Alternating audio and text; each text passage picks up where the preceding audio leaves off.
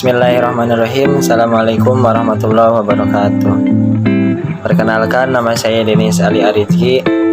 Di sini saya akan mencoba menjelaskan tentang latar belakang masalah.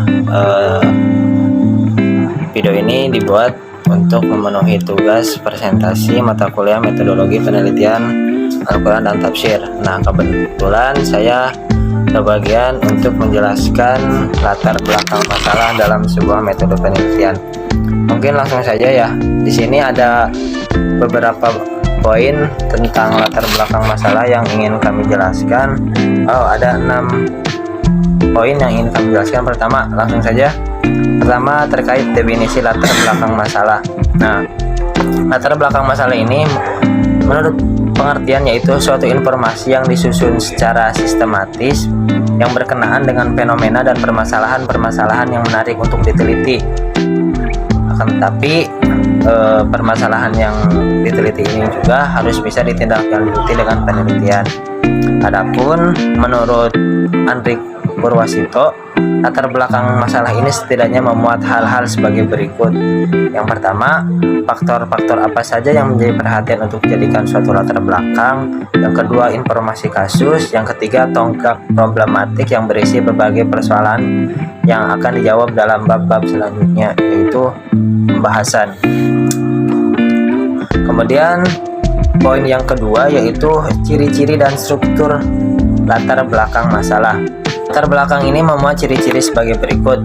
Yang pertama, faktor masalah yang menarik untuk diteliti. Nah, jadi harus ada semacam faktor masalah yang menarik untuk diteliti itu. Yang kedua yaitu informasi kasus berdasarkan studi lapangan atau studi pustaka yang relevan dan saling berkaitan. Kemudian sebagai dasar persoalan yang akan dibahas dalam bab pembahasan. Kemudian struktur latar belakang masalah, yang pertama yaitu identifikasi masalah, yang kedua fakta masalah, kemudian fokus permasalahannya itu seperti apa, dan yang keempat atau yang terakhir yaitu penjelasan tentang masalah. Kemudian komponen atau hal yang harus ada dalam latar belakang masalah ini, di mana komponen ini diharapkan akan meningkatkan minat pembaca dalam sebuah karya tulis ilmiah. Adapun beberapa komponen yang harus ada guna menarik minat para pembaca yaitu pertama, menuliskan bidang atau menuliskan suatu permasalahan ini harus yang diminati, harus jelas gitu permasalahan yang akan dikupasnya itu seperti apa. Kemudian menetapkan konteks dengan memberikan tulisan singkat.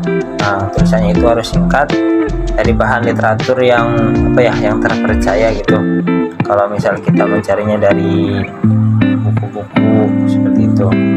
Kemudian tuliskan hipotesis dari masalah yang dibahas dalam latar belakang. Kemudian yang terakhir, alasan dalam memilih permasalahan atau topik penelitian. Jadi alasan kita kenapa kita memilih misal pembahasan A ya, jadi pembahasannya itu harus jelas. Kemudian poin yang keempat, sarana penelitian kualitatif dan kuantitatif. Mungkin ini pembahasannya terlalu jauh, tapi teman-teman ada yang nyanyimin katanya ini juga sebagai bahan gambaran ya buat kedepannya.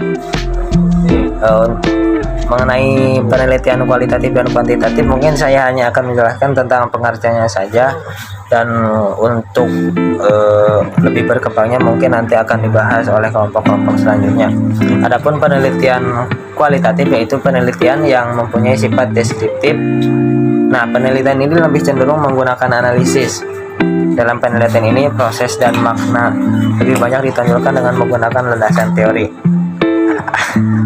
Adapun penelitian kuantitatif yaitu penelitian yang melakukan investigasi secara sistematis untuk meneliti sebuah fenomena dengan cara mengumpulkan data-data. Nah, jadi data-datanya ini dikumpulkan yang biasa diukur menggunakan ilmu statistik, matematika, dan komputasi. Adapun yang kelima yaitu cara menyusun latar belakang masalah. Nah, cara menyusun latar belakang masalah yang teman-teman bikin ini ada 3 poin ya. Yang pertama, menuliskan latar belakang ini harus sistematis.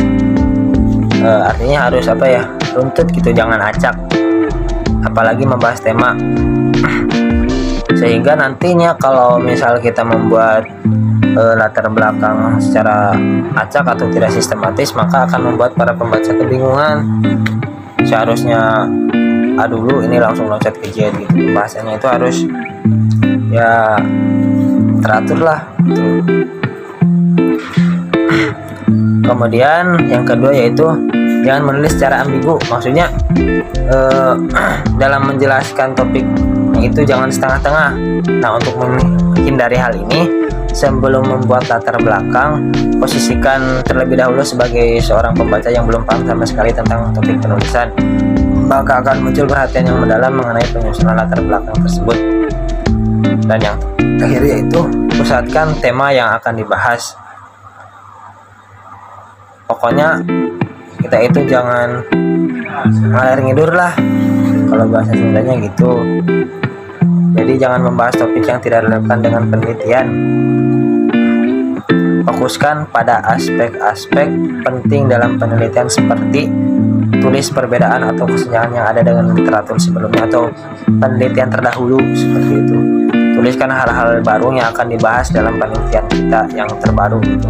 Dan jelaskan mengapa penelitian tersebut sangat penting untuk dilakukan. Nah, poin-poin ini harus kita cantumkan dalam latar belakang masalah, karena dengan begitu pembaca akan tertarik dengan karya ilmiah dari penulisan tersebut. Kemudian untuk mengenai contoh latar belakang, mungkin banyak ya teman-teman bisa baca dari beberapa sumber terpercaya ya, jurnal, artikel, saya yakin banyak semua di sana. Mungkin cukup sekian pembahasan dari saya. Saya akui masih banyak kekurangan dalam pembahasan kali ini. Saya mohon maaf, mohon masukannya dan mohon bimbingannya juga. Sekian, terima kasih. Wassalamualaikum warahmatullahi wabarakatuh.